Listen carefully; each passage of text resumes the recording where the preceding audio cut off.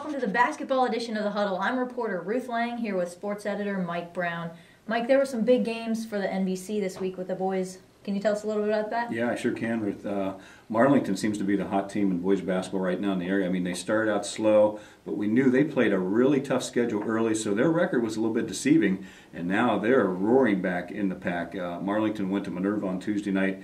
Lucas Struble scored 27 points in that game, and I think he had a couple more slam dunks. He's our area slam dunk artist. It seems like there's not a game go by where he doesn't at least have one or two, and they got a big NBC win at Minerva on Tuesday.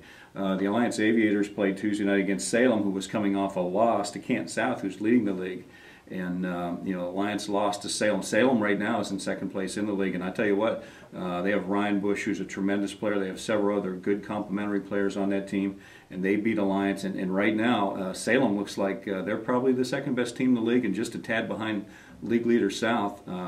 The other games Tuesday night, West Branch went to Louisville, Ruth, and got an NBC road win at Louisville, which was a little bit of a surprise there. I thought Louisville would probably be the favorite in that game. West Branch got an 8-point win Tuesday at Louisville, so that was a good win for them. And then Sebring in the Inter-Tri-County League went on the road Tuesday night. I covered that game at Latonia, and Sebring played well. They were hanging in the game through about 3 quarters, and they just kind of ran out of gas. They had some mistakes late in the third quarter, early in the fourth quarter, got behind and made a great comeback. Got within 4 points with like a minute something to go, but just couldn't get over the hump on that and ended up losing that game. So that's basically what happened on Tuesday night this week.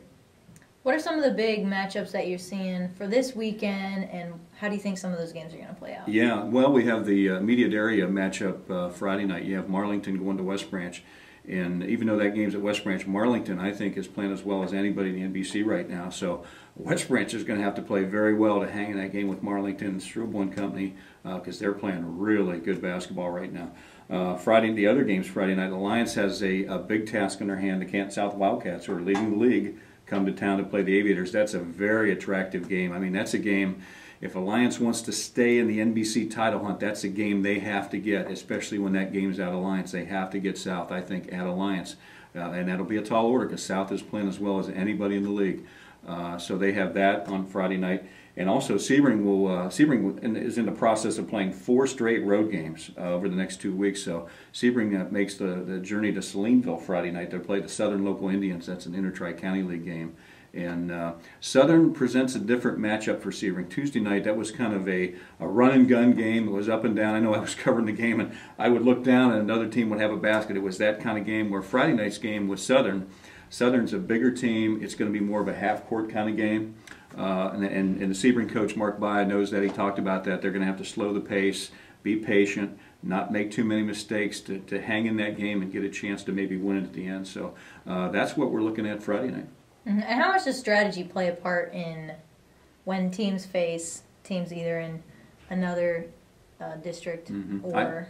That's a great point, Ruth. It plays a big, matchups mean so much in basketball because you can look at comparative scores, but until you get into the game, and you may have a team that's a big team that's really good in the half court, another team that's good against running, and they play all running teams, and then they get in a half court game, and you have to be patient, and a lot of times that doesn't happen. So matchups play a huge role. Strategy, and these coaches are so good today. They figure that out before a game, and they try and tailor-make their game plan. But that's a great point you make. I mean, matchups mean and strategy mean everything in basketball. Turning now to girls basketball, we had a full slate of games on Wednesday night. We had some close ones and we had some blowouts. Yeah. Can you revisit that for us, Mike? Yeah, the big game Wednesday night, Ruth, was West Branch played at Alliance, and West Branch has been on a roll. I mean, they're right now they're sitting behind Louisville in second place in the NBC, and they went to Alliance. And Alliance is a really young team. Coach Hood is doing a great job with them. He's being very patient with them. He's trying to instill a program and a foundation to that, and I think he's doing a good job because Alliance is being more competitive every game. But West Branch was a tall order for Alliance, and West Branch won that game 54-16. They had some really good performance. Melinda Trimmer, who's one of the best point guards in Northeastern Ohio, was one of the key players in that game for West Branch. And then the other game in the NBC on Wednesday night had the Marlington-Salem girls playing, and the Salem girls beat the Marlington girls at Marlington. The thing about Marlington is Coach Rose doing a good job with them. They seem like they're getting better. Marlington lost a lot of good players from last year's team, and really 3 of the better players in the league And Coach Rowe came in. They have a new head coach. He's doing a good job with trying to build that program. And Marlington's scores are getting closer as we go through the season. And you can tell he's doing a good job with them. And then the other big surprise on Wednesday night, the Carrollton and Minerva girls played, Ruth. And, I would think the Carrollton girls would have been the favorite in that game, but they got upset 54-52 by the Minerva girls. And that was the 9th win of the season for the Minerva girls. And Coach Fridges is doing a great job down there, too, because I think going into the season, a lot of people thought it would be Carrollton and West Branch and Louisville, but Minerva's hanging in the race there. They're doing a good job. And like I said, that was their 9th win. On Wednesday with night. a 2-point lead, though, what was the difference? What made the difference, you think, in that close of a game? Well, I asked the coach when they called in the result, was there a game-winning shot? There wasn't. Minerva just played good, consistent basketball throughout that game and limited Carrollton on what they can do, because Carrollton has some really nice sophomore class, a tremendous sophomore class at Carrollton. And I think because there was a comfort zone, Minerva was playing at home, and they held their ground and took care of business and got it done. Okay. Looking ahead, what are some of our games for this weekend? Yeah. That are going to be happening with our area teams? Well, what we've got be Saturday afternoon. We've got Alliance will be on the road at Salem, and that's a game that could be a good game because Salem is a younger team, Alliance is a very young team, so they've got that Saturday afternoon. Another big game on Saturday afternoon will be West Branch playing at Kent South. The Kent South girls have come on; they've played pretty well lately, and in fact, they had Louisville down, league leading Louisville down the other night early.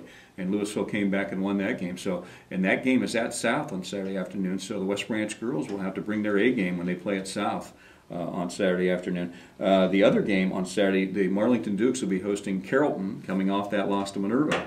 So that could be an interesting match because, like I said, Marlington is getting better, and Carrollton is coming off a surprising loss. So you wonder how their psyche is, coming off a loss like that, tough loss like that. So, that's what we're looking at this weekend.